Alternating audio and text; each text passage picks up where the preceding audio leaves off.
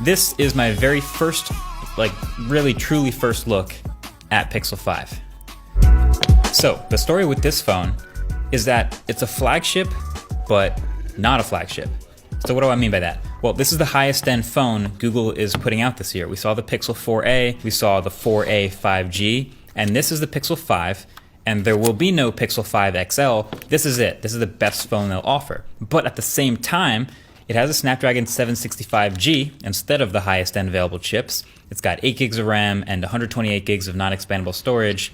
It doesn't have tons of bells and whistles, and there's a 90 Hz display again instead of 120. And so the result, maybe the most interesting part about this, is the price, $699. So my question going into it is, will I care or even notice that the flagship bells and whistles type stuff are missing from this phone? So this video is just my first look and impressions of the trade-offs that they've made. Or actually, I'm not gonna call them trade-offs, I'm gonna call them cuts. They're intentional cuts. The last version, high end, was $900.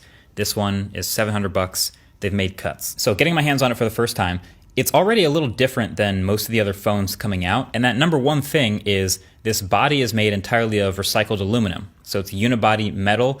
And then it has this soft touch feel to it in this sage green color you can see here. And so that to me feels like this sort of coating over the top of the metal. So technically the build is a metal body, and that's sweet. But there's a couple more interesting things about this metal build.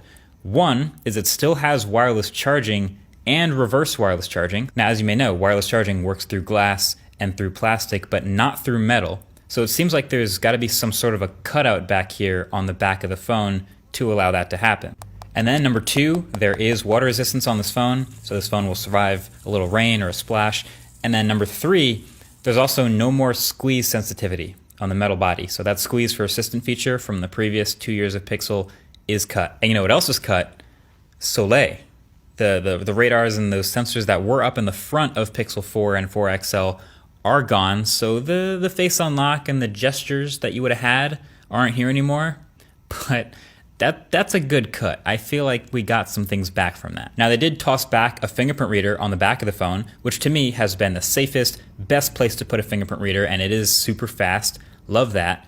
And then cutting all that hardware out of the top has also left us with thin, uniform bezels all the way around the phone, which look way better. This is honestly, I'll say it's the best looking front of a Pixel phone in years, which maybe that's not saying much coming from the line that gave us asymmetrical bezels and the bathtub notch. But Pixel 5 is a good looking, clean front of a phone for 2020. Only caveat here is you'll notice, if you look very closely, there is no normal earpiece speaker at the top of Pixel 5. And we've seen this before. So Pixel 5 looks to be doing that vibrating speaker underneath the glass thing.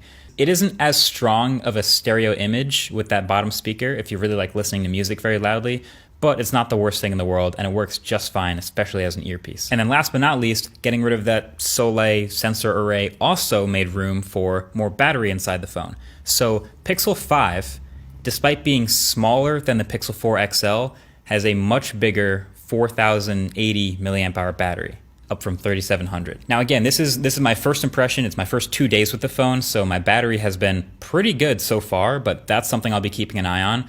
But yeah, I can't be mad at more battery. Like, that is significantly impressive for a phone that's actually smaller than the previous footprint. But we all know the cameras are the real draw of the Pixel phone, and they have been for a few years.